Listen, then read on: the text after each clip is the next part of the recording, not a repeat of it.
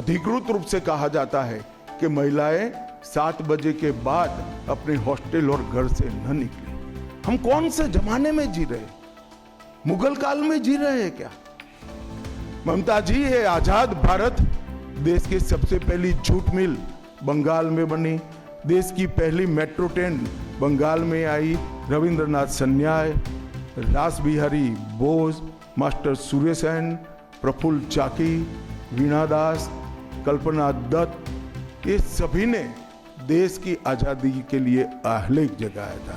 Bharatiya Janata party का record है, जहां भारतीय जनता पार्टी की सरकारें आई वो राज्य बीमारू राज्यों में से समृद्ध राज्य बनने की कगार में आगे बढ़े हैं। मित्रों, आज सभी का भारतीय जनता पार्टी की प्रेस वार्ता में मनपूर्वक स्वागत है। आज 30 दिसंबर का दिन है। हम सभी भारतीयों के लिए गौरव का दिन है।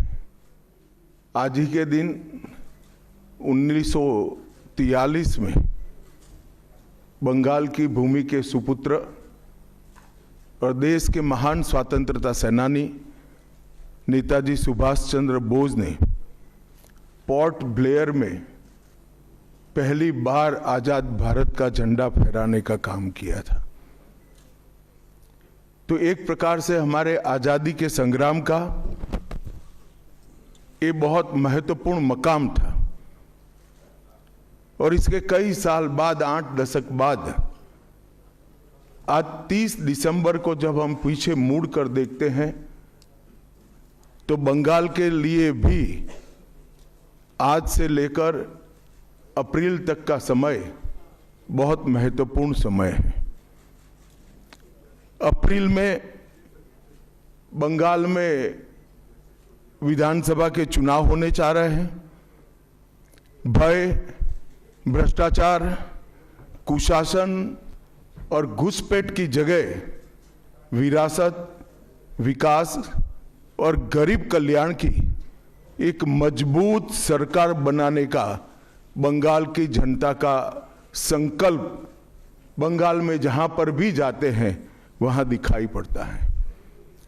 तृणमूल कांग्रेस के 15 साल के शासन में भय, भ्रष्टाचार और कुशासन और विशेषकर घुसपैठ से बंगाल की जनता चिंतित भी है, भयभीत भी है और आशंकित भी है। हम भारतीय जनता पार्टी के सभी कार्यकर्ता बंगाल की जनता को आश्वासन भी देना चाहते हैं और वादा भी करना चाहते हैं कि मोदी जी के नेतृत्व में बंगाल में भारतीय जनता पार्टी की सरकार बनने के साथ ही यहां की विरासत को हम पुनर्जीवित करेंगे। विकास की गंगा फिर से बड़ी तेज गति से बहेगी और गरीब कल्याण, जो बंगाल का आज बहुत महत्वपूर्ण मुद्दा बना है, देश भर में जहां जहां एनडीए सरकारें हैं, भाजपा सरकारें हैं, हमने गरीब कल्याण को प्राथमिकता दी है। यहां पर भी गरीब कल्याण को प्राथमिकता दी जाएगी। और इस सब के साथ साथ एक ऐसी मजबूत राष्ट्रीय ग्रिड बनाएंगे जो बंगाल से घुसपैठ को समाप्त कर देंगी। इंसान छोड़ दीजिए, परिंदा भी पैर नहीं मार पाए, इस प्रकार की एक मजबूत ग्रिड की रचना हम करेंगे। और न केवल घुसपैठ रोकेंगे, सारे घुसपैठियों को चुन चुन कर भारत के बाहर निकालने का काम भी भारतीय जनता पार्टी की बंगाल सरकार करेगी। आज ममता बनर्जी के नेतृत्व में भ्रष्टाचार के कारण पूरे बंगाल का विकास एक प्रकार से थम गया है।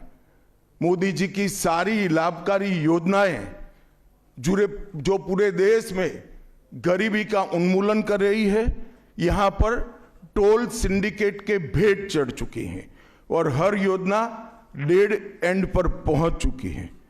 14 सालों से भय और भ्रष्टाचार ये बंगाल का पहचान बना हुआ है।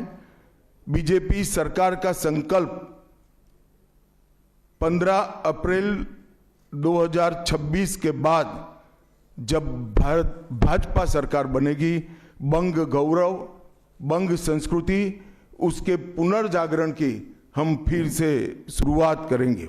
और विवेकानंद जी, बंकिम बाबू और गुरुवर टैगोर और श्यामा प्रसाद मुखर्जी के स्वप्न का बंगाल बनाने का हम फिर से एक बार प्रयास करेंगे।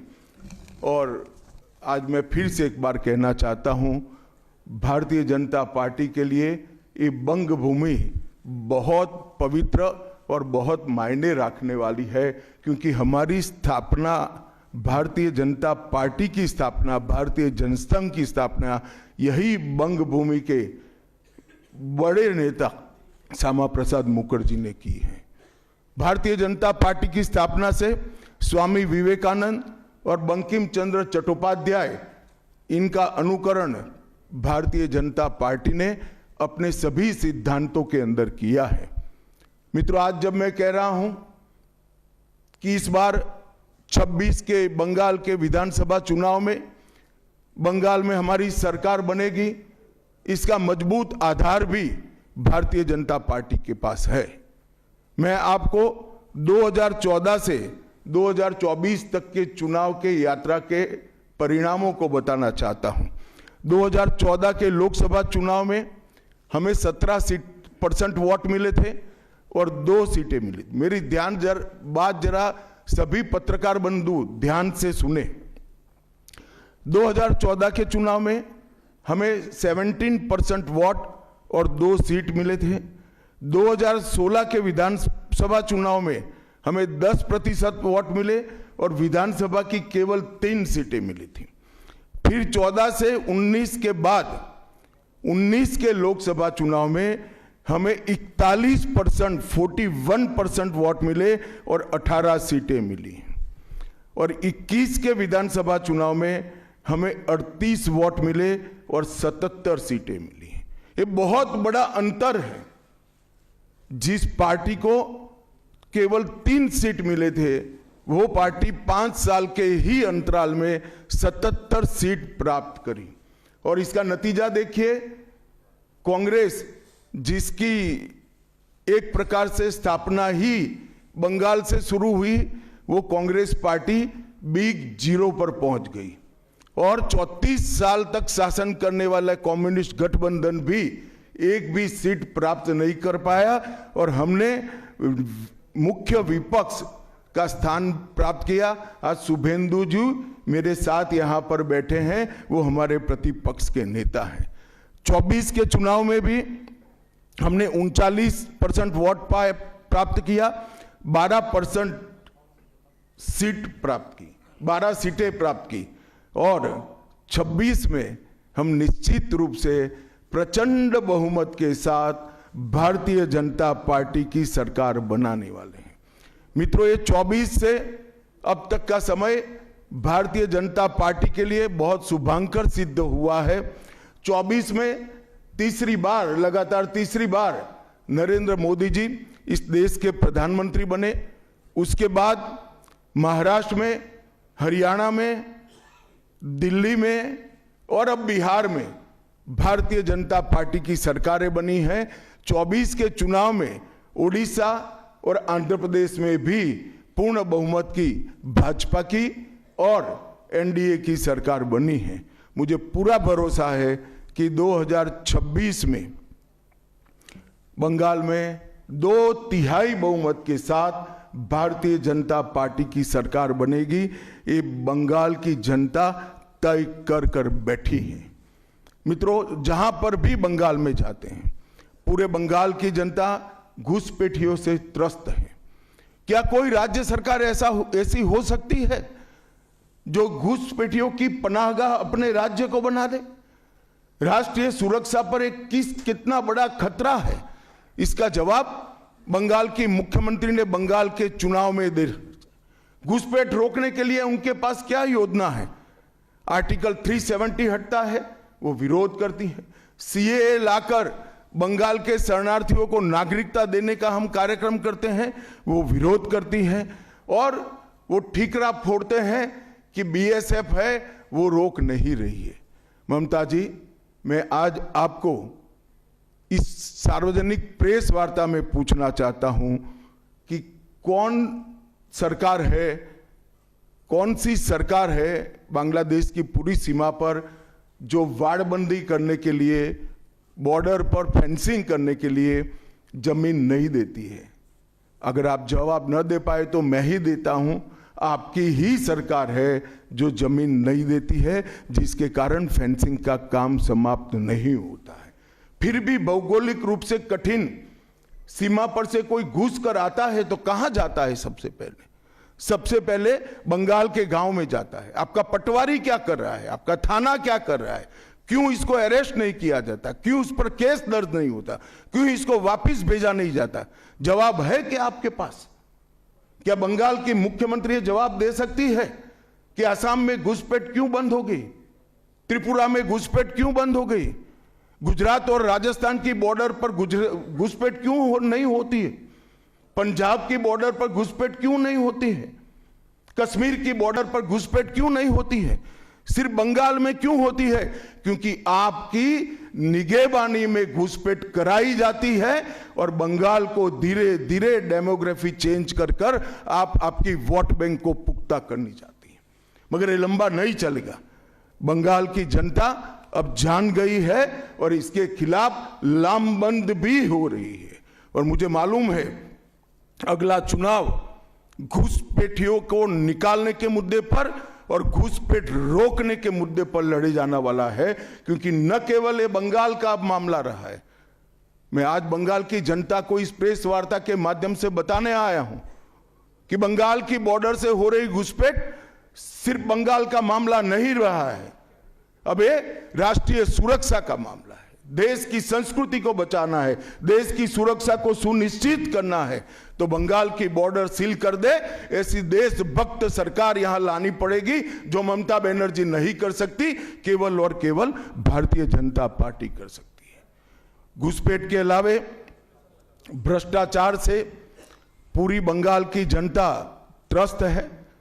रोजवेली चिटफंड घोटाला, कैश फॉर क्वेरी घोटाला, एसएससी घोटाला, नगर पालिका नगर नियम का भर्ती का घोटाला, गाय तस्करी का घोटाला, राशन पीडीएस का घोटाला, मनरेगा का घोटाला, पीएम आवास का घोटाला, इतने सारे घोटाले हैं कि मैं पूरा लिस्ट पढ़ूंगा तो मेरी प्रेस कॉन्फ्रेंस का पूरा हिस्सा ही उसमें चला जाएगा।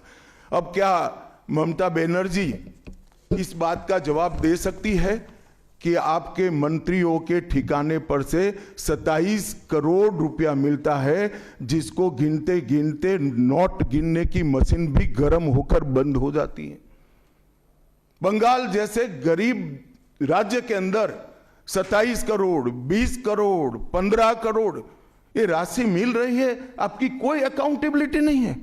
पार्थो चैटर्जी जेल में जाते हैं, ज्योति प्रिय मलिक जेल में जाते हैं, अनुव्रत मंडल जेल में जाते हैं, जीवन कृष्ण शाह जेल में जाते हैं, माणिक भट्टाचार्य जेल में जाते हैं, चंद्रनाथ सिन्हा जेल में जाते हैं, परेश पाल जेल में जाते हैं, कुंतल घोष जेल में जाते हैं, फिरहाद हकीम वो भी आरोपी बनाए जाते हैं, शोभन चैटर्जी आरोपी बनाए जाते हैं, कुणाल घोष 3 साल जेल में रहकर आते हैं, और आप कहती है कि भ्रष्टाचार नहीं हो गया, हो रहा है। आप आंख मूंद लिए ही हो भ्रष्टाचार के लिए, मगर बंगाल की जनता अपनी आंख बंद कर कर नहीं बैठी है। गरीब बंगाल की जनता के अधिकार का पैसा आपकी कैडर की भेंट चढ़ रहा है, आपको इसको जवाब देना पड़ेगा। महिलाओं की सुरक्षा एक बहुत बड़ा मुद्दा बना है, और अधिकृत रूप से कहा जाता है कि महिलाएं 7 बजे के बाद अपने हॉस्टल और घर से न निकले। हम कौन से जमाने में जी रहे? मुगल काल में जी रहे हैं क्या? ममता जी, ये आजाद भारत, यहां माताओं बहनों को पूरा दिन जब इनकी मर्जी हो, जब इनको काम हो, घर के बाहर निकलने की सुरक्षा प्रदान करना ये हमारा संवैधानिक दायित्व है, जो देने में आपकी सरकार विफल गई है। आरजी कर मेडिकल कॉलेज का मामला हो, संदेश खाली का मामला हो, दुर्गापुर मेडिकल कॉलेज का मामला हो, साउथ कॉलेज लॉ कॉलेज का मामला हो, हर जगह बेटियां असुरक्षित हैं और ढेर सारे लोग और ढेर सारी माताएं बहनें ये अत्याचार से तंग आ चुकी है, असुरक्षा से तंग आ चुकी, वो भी राह देख रही है कि कब वोट देने का अधिकार आए और हम ये निकम्मी तृणमूल कांग्रेस की सरकार को हटा दें। सांप्रदायिक तुष्टीकरण को इस राज्य सरकार ने अपनी नीति के रूप में स्वीकार कर लिया है। अब मरहम लगाने का प्रयास हो रहा है, मैं सुबह से देख रहा हूं, मगर अब मरहम लगाने से कुछ नहीं होता है। हृदय पर, बंगाल की हिंदुओं के हृदय पर घाव इतना गहरा बैठ गया है कि कोई मरहम काम नहीं आएगा।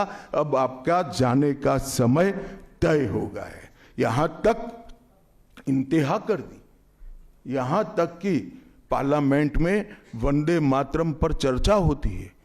बंकिम बाबू ने रचे हुए वंदे मातरम पर चर्चा हुई, जो गीत पूरे हमारे आजादी के आंदोलन का प्रेरणा गीत बना, वो वंदे मातरम की चर्चा का तृणमूल कांग्रेस विरोध कर रही है, क्योंकि उनकी वोट बैंक इससे नाराज हो रही है।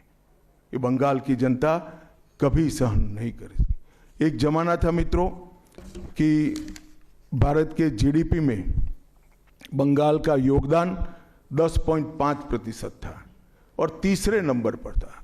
जीडीपी में योगदान की दृष्टि से हमारा बंगाल तीसरे नंबर पर था। तीसरे नंबर पर से सरक कर ये 49 साल में वो 22वें नंबर पर आ गया। अब नीचे कोई जगह ही नहीं बची। बंगाल का इतना आर्थिक पतन कभी नहीं हुआ है। ये कम्युनिस्टों के शासन के पहले, तृणमूल के शासन के पहले प्रति व्यक्ति बंगाल की आय राष्ट्रीय औसत से 127% ज्यादा थी। 127% थी। देश में नागरिक 100 रुपया कमाता था तो बंगाल में 127 रुपया कमाता था। आज देश का नागरिक 100 रुपया कमाता है तो बंगाल का नागरिक 73 रुपया कमाता है। ममता जी, आपको इसको जवाब देना पड़ेगा।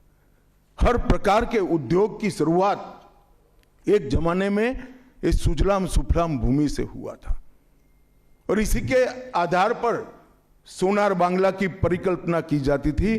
वो बंगाल में आज भ्रष्टाचार, घुसपैठ और टोलबाजी के कारण सारी इंडस्ट्री वापिस जा रही है। केंद्र सरकार की योजनाएं लागू करने में उनको अपनी वोट बैंक गंवाने का डर है। पीएम किसान देरी से लागू किया, बंगाल के किसानों का 10,000 करोड़ रुपया चला गया। आयुष्मान भारत आज तक लागू नहीं किया और बहुत आयुष्मान भारत से बहुत एक प्रकार से कमियां वाली स्वास्थ्य साथी की स्कीम लागू की है। मुझे बताइए, कोई बंगाल का नागरिक भारत में कहीं जाता है और बीमार पड़ गया, स्वास्थ्य साथी स्कीम उसको बाहर के अस्पताल में इलाज करवा पाएगी क्या? नहीं करवा पाएगी। क्या गुनाह किया है बंगाल के गरीबों ने? देश भर के गरीबों को 5 लाख तक की पूरे स्वास्थ्य की गारंटी मिल रही है। अरे कई राज्यों ने किया कि केंद्र 5 लाख दे रहा है, उन्होंने और 5 लाख जोड़ दिए। आप केंद्र के 5 लाख इसलिए स्वीकार नहीं करना चाहते हो कि नरेंद्र मोदी से आपको डर है। डर तो ठीक ही है, क्योंकि मोदी जी की लोकप्रियता बंगाल में दिन प्रतिदिन बढ़ती है, मगर इसके कारण गरीबों का आप नुकसान कर रही हो। वो बंगाल के गरीब जरूर। हिंसा और प्रतिशोध की राजनीति, पूरा देश ऐसी आशा करता था कि यहां से कम्युनिस्ट जाने के बाद हिंसा और प्रतिशोध की राजनीति समाप्त हो जाएगी, मगर हुआ उल्टा। इन्होंने तो कम्युनिस्टों को भी अच्छा कहला दिया। मित्रों, अब तक 300 से अधिक भारतीय जनता पार्टी के कार्यकर्ता मारे गए हैं। 21 के चुनाव के बाद लगभग 3000 कार्यकर्ता विस्थापित बनकर आज भी अपने गांव में नहीं लौटे हैं। उनको दबाव बनाया जाता है कि आप तृणमूल का झंडा उठाओ तभी गांवों को रहने देंगे। क्या ये स्वस्थ लोकतंत्र की निशानी है? कोई व्यक्ति अपने किसी राजनीतिक दल में काम करना है, वो स्वतंत्र रूप से तय नहीं कर पाएगा। वो ममता जी मुख्यमंत्री की चैम्बर से तय करेगी क्या? ममता जी, जितना भी प्रताड़ना करना हो करो, बंगाल की जनता अब तय कर कर बैठी है। इन्होंने भाजपा के कार्यकर्ताओं को हर तरह से प्रताड़ित किया, यहां तक कि महिलाओं पर बलात्कार भी किए गए। मैं अपना रिपोर्ट नहीं दे रहा हूं, नेशनल ह्यूमन राइट कमीशन का रिपोर्ट है, इसका भी जवाब ममता जी को देना पड़ेगा। ममता जी ने सारी संवैधानिक औचित्य को समाप्त कर दिया। किसी भी राज्य में प्रधानमंत्री जाते हैं तो वो देश के प्रधानमंत्री होते हैं। कई राज्यों में हमारी सरकार नहीं, कहीं ऐसा व्यवहार नहीं होता। वंदे भारत ट्रेन देने प्रधानमंत्री आते हैं, ममता जी स्टेज पर नहीं जाती हैं। कई प्रकार के भारत सरकार के सुप्रीम कोर्ट के आदेश से बने हुए, मेरी बात ध्यान से सुनिएगा, सुप्रीम कोर्ट के आदेश से बने हुए भारत सरकार के डीओपीटी के रूल्स ये तोड़ देती है, मरोड़ देती है। डीजीपी और मुख्य सचिवों की अपॉइंटमेंट में मनमानी करती है। रिटायर्ड होने के बाद सलाहकार बनाकर प्रॉक्सी डीजीपी और प्रॉक्सी सीएस बैठाने का काम करती है। ये 34 साल कम्युनिस्टों का शासन और 15 साल टीएमसी का शासन, ये केंद्र विरोधी मानसिकता बंगाल की जनता में खड़ा कर कर हमारी संविधान की स्पिरिट थी, उस स्पिरिट का कंप्लीट इन्होंने अनादर करने का काम किया है।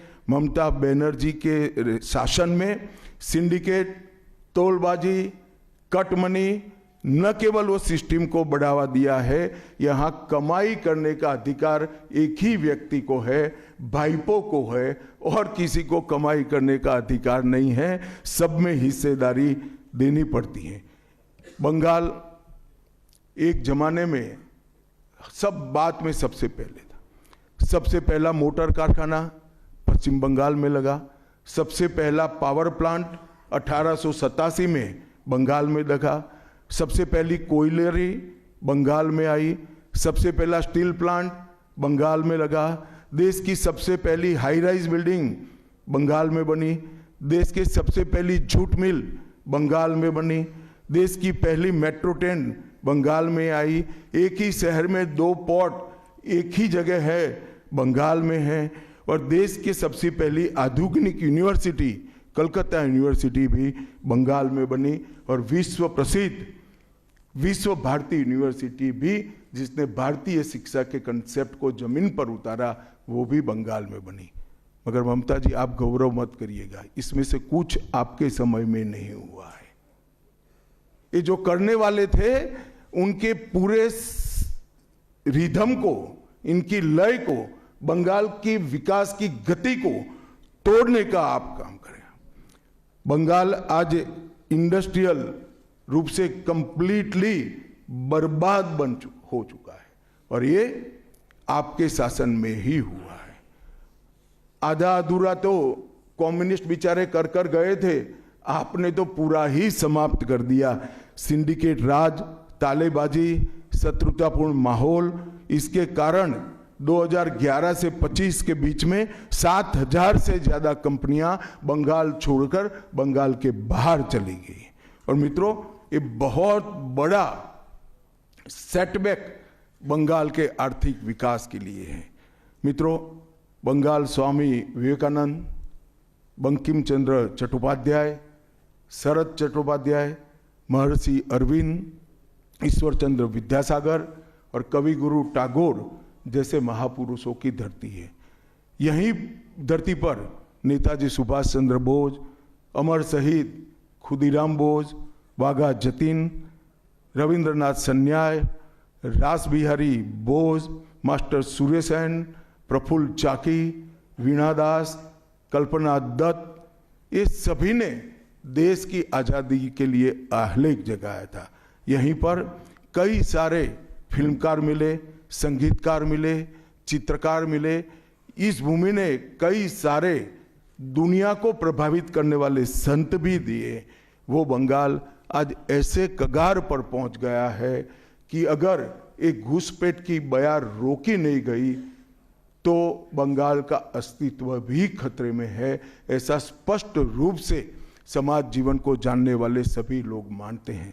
और अंत में मैं बंगाल की जनता को फिर से एक बार कहना चाहता हूं कि बंगाल के अस्तित्व पर तो घुसपैठिया संकट है ही है, बंगाल की संस्कृति पर एक घुसपैठिया संकट है ही है, परंतु अब ये संकट केवल बंगाल तक सीमित नहीं रहा है, पूरे देश तक ये संकट आगे बढ़ गया है। मेरा आप सभी से करबद्ध निवेदन है, आपने लंबे समय तक कांग्रेस को मौका दिया, 34 साल तक कम्युनिस्ट पार्टी को मौका दिया, 15 साल तक ममता बनर्जी को मौका दिया, इनका ट्रैक रिकॉर्ड नीचे नीचे नीचे गिराने का है, अब इससे नीचे कोई जगह नहीं बची है। और भारतीय जनता पार्टी का रिकॉर्ड है, जहां भारतीय जनता पार्टी की सरकारें आई वो राज्य बीमारू राज्यों में से समृद्ध राज्य बनने की कगार में आगे बढ़े हैं। पूरा देश मोदी जी के नेतृत्व में आगे बढ़ रहा है, पूरा देश मोदी जी के नेतृत्व में सुरक्षित हो रहा है, पूरे देश में भारत की संस्कृति, भारत के धर्म, भारत की भाषाएं मोदी जी के नेतृत्व में आगे बढ़ रही है, फल फूल रही है। बंगाल की जनता को मैं विनंती करता हूं कि मोदी जी के नेतृत्व में पूर्ण बहुमत की, प्रचंड बहुमत की एक भारतीय जनता पार्टी की सरकार बनाइए। हम कवि गुरु की कल्पना का, विवेकानंद की कल्पना का, बंकिम बाबू की कल्पना का बंगाल बनाएंगे, सोनार बांग्ला बनाएंगे और निश्चित रूप से काम भारतीय जनता पार्टी की सरकार ही कर सकती है, ऐसा मेरा विश्वास है। तो फिर से एक बार समग्र बंगाल की जनता को करबद्ध निवेदन में करना चाहता हूं कि बंगाल में हमें पूर्ण बहुमत दीजिए। बंगाल और पूरी भारत को सुरक्षित करने के लिए ये चुनाव में बाकी सारी चीजें छोड़कर भारतीय जनता पार्टी को जिताने का काम करिए। धन्यवाद। कौन बोलते जाओ नाम भाई? आनंदबाजार कोई जल्दबाजी मत करना, मैं समय लेकर आया हूं, आराम से बात करूंगा। राजू चक्रवर्ती वर्तमान।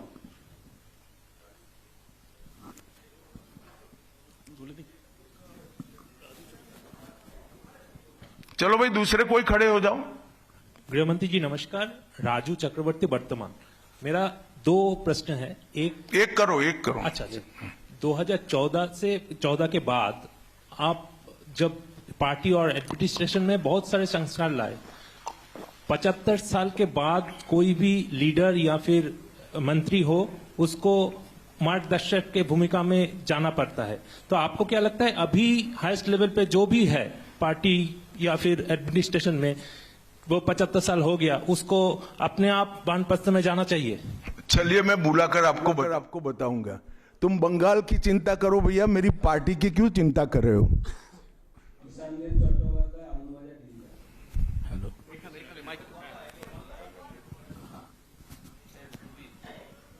Amit ji, there is anxiety among the Motua communities regarding the papers and documents to be produced in the SIR process.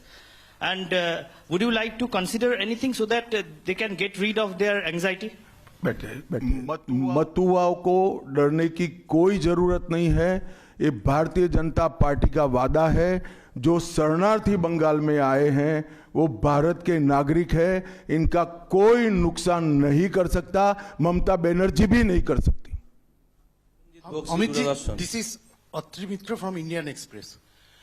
पिछले कई इलेक्शन में हम लोग देखे हैं कि your ground level organisation was failed to dominate in the day of election with TMC. So is your organization is ready for now in 2020? आपने ध्यान से नहीं देखा है। मैंने इसीलिए पहले भाजपा की विकास यात्रा, भारतीय जनता पार्टी की विकास यात्रा बनाई। हम 3 सीट पर थे, 77 पर पहुंचे हैं और 77 से अब एज अ मुख्य विरोध पक्ष हमारा अधिकार है कि विफल सरकार को उखाड़कर हमें जनता शासन देगी। हम 77 सीट पर ऐसे नहीं पहुंच सकते, 18 सीटें ऐसे नहीं जीत सकते हैं। हमारा काम बूथ तक पहुंच चुका है, इसी के कारण हमें सफलता मिली है। प्रसेनजीत बख्शी, दूरदर्शन। आप विकास की बात कर रहे थे।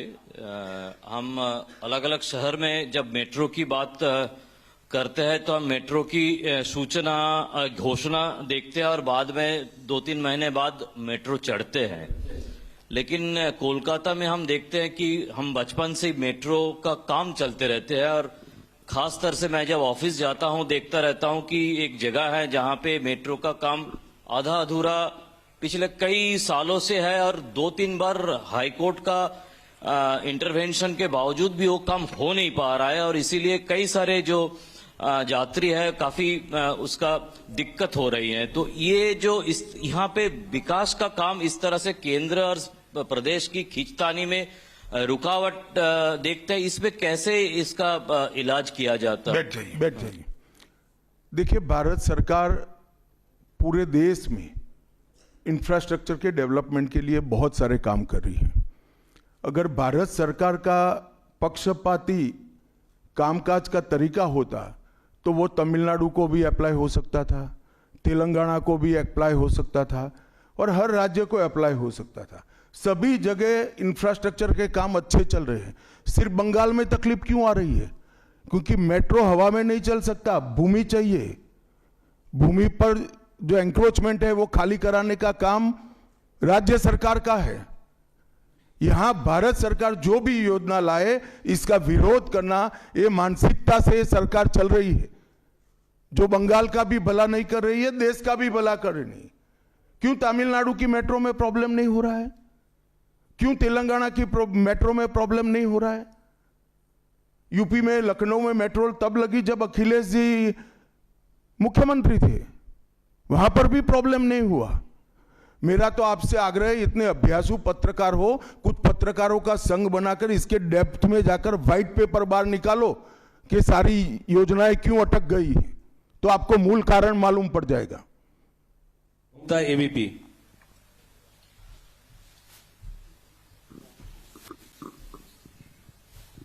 अमित जी, अभी आपने वंदे मातरम की चर्चा का जिक्र किया, लेकिन उसके साथ में जो है एक चर्चा और हुई थी जी राम जी, जो अभी जो कानून की शक्ल ले चुका है। उस दौरान भी जो है ममता बनर्जी और अभिषेक बनर्जी लगातार ये कहते रहे कि सरकार, केंद्र सरकार से फंड ही नहीं आता तो हम विकास कैसे करें, वो फंड रोकना और उसका विरोध किया। देखिए भाई, इनके विरोध को अब देश में कोई गंभीरता से नहीं ले रहा है। अगर कोई एक स्टेटमेंट भारत सरकार करेगी कि भारत देश कोई भी क्षेत्र में सबसे पहले आएगा तो भी ये विरोध करेंगे। विरोध उनका स्वभाव हो चुका है। इनके विरोध को कोई गंभीरता से नहीं ले रहा है, ना जमीन पर इसका कोई विरोध का असर दिख रहा है। लोहिया, एनडीटीवी। गृहमंत्री जी नमस्कार।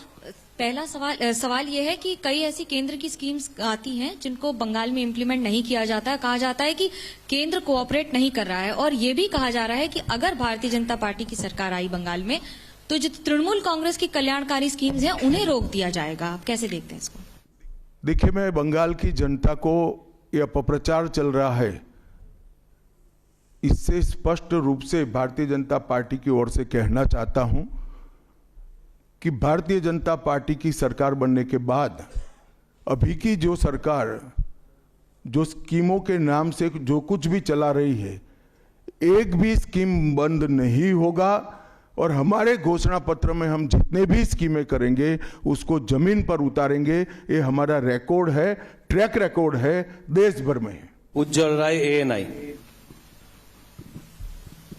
सर, आपने सबसे पहले ही घुसपैठियों की बात की है, जो सबसे बड़ा मुद्दा देश के लिए भी है और खासकर पश्चिम बंगाल जिस तरह से बांग्लादेश का अभी मौजूदा हालात है उसको देखते हुए। लेकिन जो सवाल आपने किया है उस पे प्रतिक्रिया ये मिलती है कि बीएसएफ तो केंद्र के अधीन है, आखिर ये विरोधाभास तुम कहां भाभी जी को याद करते थे? मैंने पहले ही जवाब दे दिया। बीएसएफ जब तक फेंसिंग नहीं होती है तब तक बीएसएफ सुरक्षा नहीं कर सकती है। बीएसएफ को भूमि देनी पड़ेगी फेंसिंग के लिए भारत सरकार को। मेरे स्तर पर मैंने 7 पत्र लिखे ममता बनर्जी को। ये 6 साल के अंदर 3 बार गृह सचिव यहां आकर मीटिंग कर गए चीफ सेक्रेटरी से। मैं पूछना चाहता हूं तृणमूल कांग्रेस की सरकार को, जमीन देने में क्या डर है? कि आपकी कोई रिस्पॉन्सिबिलिटी नहीं है या आप घुसपैठ होने देना चाहते हो? और फिर भी नदी नाले जंगल कहीं से कोई घुसपैठिया आ जाता है, कहां आता है? सबसे पहले गांव के थाने और पटवारी के बगैर कोई रह सकता है? इसके डॉक्यूमेंट कौन बना रहा है? बंगाल सरकार बना रही है। देश भर से जो घुसपैठिए पकड़े जा रहे हैं, इनके पास से बंगाल के डॉक्यूमेंट, फर्जी डॉक्यूमेंट पकड़े जाते हैं। उन्होंने घुसपैठियों को अपनी वोट बैंक मजबूत करने के लिए राज्य सरकार की नीति के रूप में स्वीकार कर लिया है। इसलिए मैं कहता हूं कि तृणमूल कांग्रेस घुसपैठ नहीं रोक सकती। बंगाल की डेमोग्राफी खतरनाक तरीके से बदल रही है और आने वाला समय बहुत चिंताजनक है। 26 के चुनाव से पहले बंगाल में मंदिर मस्जिद की राजनीति शुरू हुई है। आपको पता होगा मुर्शिदाबाद में बाबरी मस्जिद का। एक मिनट, मंदिर और मस्जिद दोनों की राजनीति कौन कर रहा है? एक तृणमूल से निकले हुए एमएलए कर रहे हैं और एक तृणमूल कांग्रेस कर रही है। तो सवाल का एड्रेस गलत है, सवाल तो सही है। निर्माण से बंगाल और भारत में शांति का माहौल बिगड़ सकता है। देखिए, चुनाव के वक्त ये सब करने की परंपरा कितनी उचित है वो बंगाल की जनता को तय करना पड़ेगा, मगर मुद्दा यहां तक सीमित नहीं हुआ है। युवाओं की रोजगारी का है, महिलाओं की सुरक्षा का है, घुसपैठ का मुद्दा है, भ्रष्टाचार का मुद्दा है, इंडस्ट्रीज के पलायन का मुद्दा है, गिरते जा रहे इंफ्रास्ट्रक्चर के स्तर का मुद्दा है। ढेर सारे मुद्दे हुए, कहीं से बच नहीं सकते।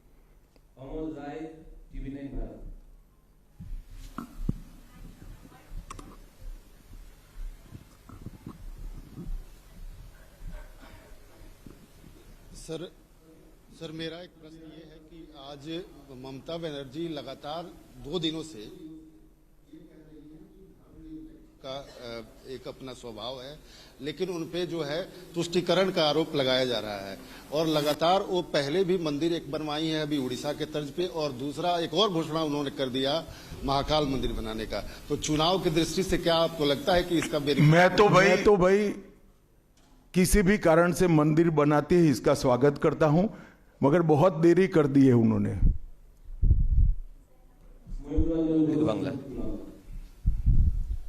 अमित जी, एक सवाल बार बार एक नैरेटिव फैला जाता है टीएमसी और लेफ्ट के तरफ से कि बंगाल में जितना भी काम कर ले बीजेपी कार्यकर्ता, ऊपर कुछ सेटिंग वगैरह है तो अमित शाह जी और नरेंद्र मोदी जीतना नहीं चाहते। आज पूछता है बंगाल, जवाब चाहे बांग्ला, आप लोग बंगाल को जीतना चाहते हैं? कितना सीरियस है central BJP?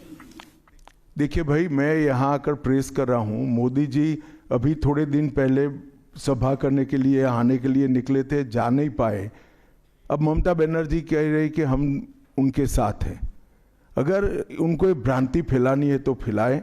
Bharatiya Janata party का कोई नेता घुसपैठियों को आश्रय देने वाले के साथ नहीं रह सकता।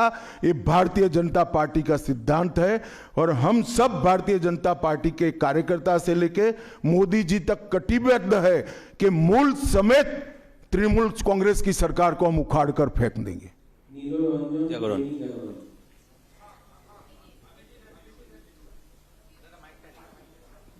जी, मैं यहाँ ये अभी आप कह रहे थे कि 3000 जो हैं भाजपा के कार्यकर्ता जो हैं घर छोड़कर भागना पड़ा उनको इलेक्शन के कारण। 300 की हत्या भी हुई है। फ्री एंड फेयर इलेक्शन कैसे होगा अगर मतलब लोग जा ही नहीं पाएंगे बूथ पर? तो देखिए, ऐसी ही नीतियां अपनाई थी कम्युनिस्टों ने, मगर सत्ता परिवर्तन हुआ या नहीं हुआ।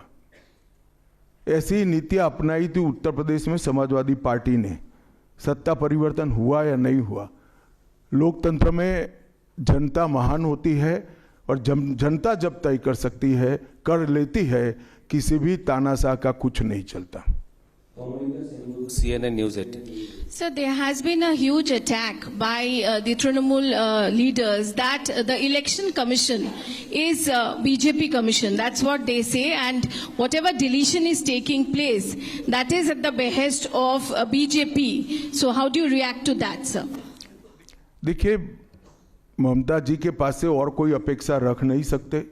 उनके खिलाफ जजमेंट आएगा तो जुडिशरी बीजेपी की है, इलेक्शन कमीशन घुसपैठिया हटाएगा, SIR लाएगा तो इलेक्शन कमीशन बीजेपी का है, वो हारने के बाद शायद ऐसा कही कि मेरे कार्यकर्ता ही बीजेपी में चले गए।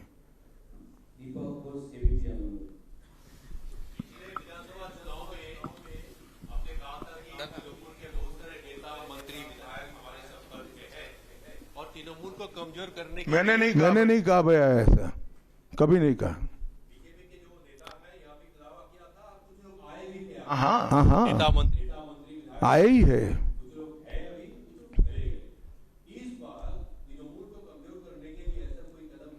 तृणमूल को कम, अरे सुनिए ना, सुनिए, समझ गया मैं आपका सवाल। तृणमूल को कमजोर करने की भारतीय जनता पार्टी को कोई जरूरत इसलिए नहीं है कि तृणमूल अपने अव्यवस्थाओं के कारण, अपने कामों के कारण जनता के बीच में कमजोर हो चुकी है।